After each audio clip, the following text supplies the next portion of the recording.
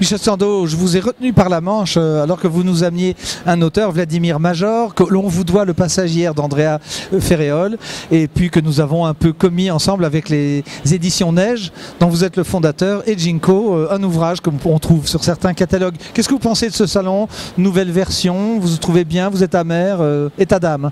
Alors les états d'âme, bon, ce salon est un petit peu trop concentré sur toutes ces scènes qui sont, non pas indigestes, non, il y a des pôles d'intérêt qui sont bien évidents. Il est plus petit, il est intime, donc c'est quand même très positif, il n'y a pas de doute. Mais bon, il est évident, au 30e, etc., ça devient de plus en plus une bastringue. Il n'y a pas la presse hein, qui n'est pas présente réellement au salon. Donc, salon du livre et de la presse, on peut gommer, on peut effacer la petite particule, la presse. Mais bon, il y a heureusement quelques bons auteurs qui se pressent à ce rendez-vous presque mythique, on peut le dire maintenant. On peut le dire qu'il est mythique, le rendez-vous. Les auteurs suisses, les nouveaux auteurs, que pensez-vous un peu de ce nouveau cru? Beaucoup de romans policiers, beaucoup de gens jeunes. Il y a des noms qui ont disparu de la scène, il y en a d'autres qui apparaissent. Oui, moi j'aime tout particulièrement, disons, l'aspect des femmes. J'aime beaucoup Mélanie Chapuis, oui. Parce qu'elle est très généreuse, elle a une disponibilité à tout rompre à chaque seconde, à chaque minute, et là je la salue bien volontiers pour ses écrits et ce tempérament conciliateur, ce tempérament de solidarité un petit peu à l'ancienne, un petit peu comme on s'en souvient nostalgiquement.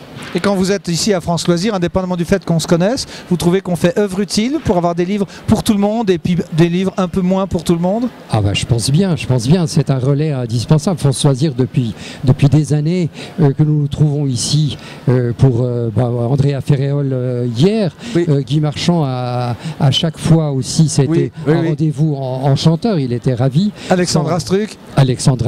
Irène Frein.